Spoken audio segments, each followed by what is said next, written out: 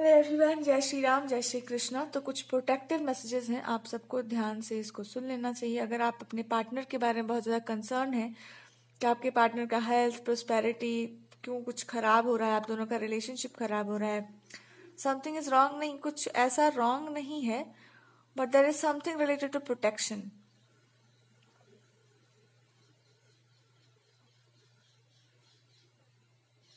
आप पहले अपने आप को प्रोटेक्ट करना सीखो। What is that protection? कि आप ना एक बहुत सेंसिटिव इंसान है और दूसरों के जो इंटेंशंस हैं आपको बहुत जल्दी समझ आ जाते होंगे या बहुत जल्दी आप पिक कर लेते होंगे। तो समझना भले दूर का बात है, बट इमोशनली आप उसको पिक कर लेंगे। मान लो आपके लिए कुछ निगेटिव इंटेंशंस हैं किसी के, तो आपको ऐसा लगेगा कि ये काम नहीं हो पाएगा, बिकॉज उनके इंटेंशंस इस तरह के हैं कि ये चीज नहीं होना चाहिए या फिर ये नहीं होगा, उनका ऐसा मानना है। आप सेंसिटिव इंसान है तो आप उस चीज को पिकअप कर लेते हैं और आप सोचने लगते हैं कि आपकी मेंटालिटी, जबकि वो आपकी नहीं है। तो फायर से कनेक्ट करने के लिए कहा गया है, इवन इफ अगर आप इस रीडिंग को देख रहे हैं, टाइमलेस रीडिंग है, तो आप भी इस प्रोटेक्शन के शील्ड में होंगे। Look at the flames of the candle, ये एक कहा गया है आपको। और इसमें किसी का दोष नहीं है, यू आर टू सेंसिटिव। तो इसके लिए आपको क्या करना है, बस ये समझ जाना है कि जब भी इस तरह की कोई निगेटिविटी होती है तो उसको डिस्कार्ड कर दो, उसको समझ जाओ कि इट इज नॉट माइन। और इसको यू कैन से दैट कि हाँ भैया, जहां से भी ये चीज आ रही है, लेट इट गो बैक। या फिर आप ये कर लो कि यू शुड उसको अप्रिशिएट मत करो बहुत ज्यादा, ठीक है। क्लेंस करते रहो अपने आप को। मेडिटेशन वगैरह आप कर सकते हैं या चैंटिंग करना चाहें तो, बट डेली बेस आपके ब्रेथ में वो चीज आ जानी चाहिए। भगवान का नाम भी ले रहे हैं तो श्वासों में आ जाना चाहिए, इतना आपको अच्छे से करना चाहिए उस चीज को। या फिर आप बहुत अवेयर रहो, कोई प्राणायाम भी कर सकता है या वॉकिंग वगैरह भी आप ट्राई कर सकते हैं अपनी एनर्जी को थोड़ा रिफ्रेश करने के लिए।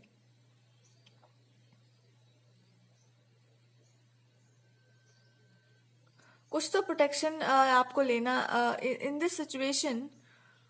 अगर आपके पार्टनर भी हैं तो आप हो सकता है अपने पार्टनर के बारे में बहुत चिंता करते हो और उनकी सुरक्षा के लिए आपकी बहुत ज़्यादा कंसर्न रहते हो कि कुछ गलत ना हो जाए, कुछ इधर उधर ना हो जाए।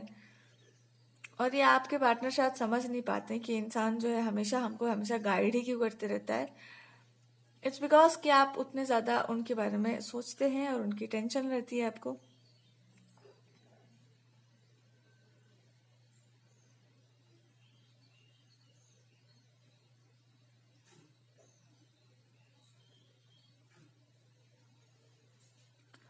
ओके, सो यहाँ पे मिसअंडरस्टैंडिंग्स हो सकती हैं आपके और आपके पार्टनर के बीच में, और उसको आपको क्लियर कर लेना चाहिए।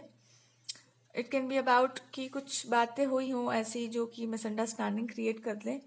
मोस्टली मिसअंडरस्टैंडिंग्स हैं कोई एक पर्टिकुलर वर्क को लेकर के, कहीं पर कोई किसी को टाइम दे देना या कुछ ऐसा बोल देना कि आपके पार्टनर ने कोई प्रॉमिस कर दिया हो और उसको वो रख ना पाए हों।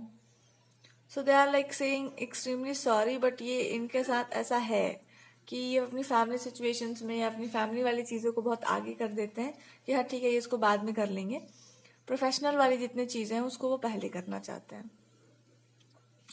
बट ये भी एक तरह का झूठ है। इट्स लाइक कि आपके पार्टनर मेंटली अभी रेडी नहीं है, इमोशनली अभी रेडी नहीं है किसी भी और चीज़ को टच करने के लिए। They are more into financial चीज़ों में ज़्यादा इन्वेस्टेड नहीं है अभी, मनी वगैरह में ज़्यादा इनका ध्यान है कि यहाँ पर सब सिक्योर हो जाए, अभी और कुछ करना है लाइफ में, ये करना है वो करना है, पता नहीं क्या।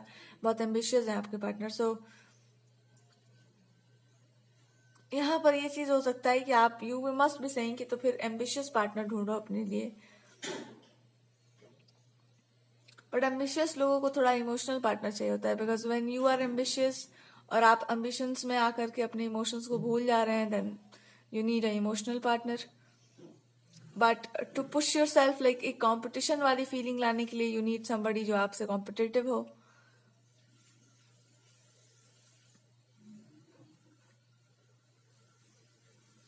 उनको लगता है कि आप एक बहुत अच्छे कॉम्पिटिटर हो सकते हैं।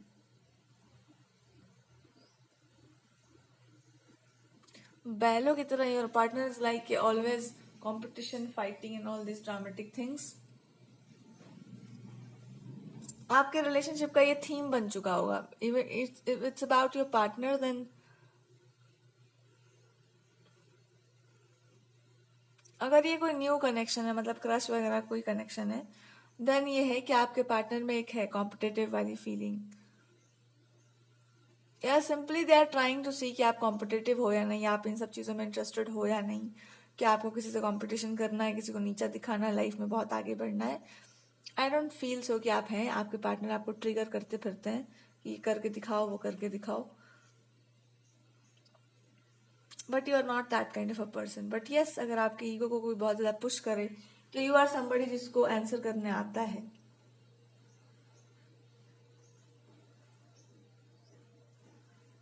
दे are trying you, they are judging you in every possible way. इनको भी लोगों ने बहुत ट्राई किया होगा, बहुत जज किया होगा, तो वो एक तरह से आप पे निकल रहा है। वाह वाह वाह वाह। Let me C.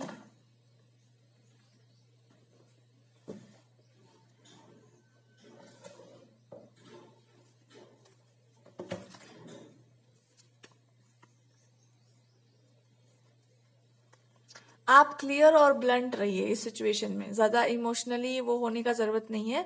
You are a very clear and blunt person. आप अपने अप्रोच को सही लेके चलो, जो बोलना है सो बोलो, नहीं बोलना है मत बोलो, जितना बोलना है उतना ही बोलो, ज्यादा बोलने का भी जरूरत नहीं है। और आप अगर खुद प्रे कर सकते हैं इनके प्रोटेक्शन के लिए, आप कुछ कर सकते हैं तो आप वो करिए। अगर आपको चिंता बहुत है तो आपको वो करना भी चाहिए। You must pray for your partner.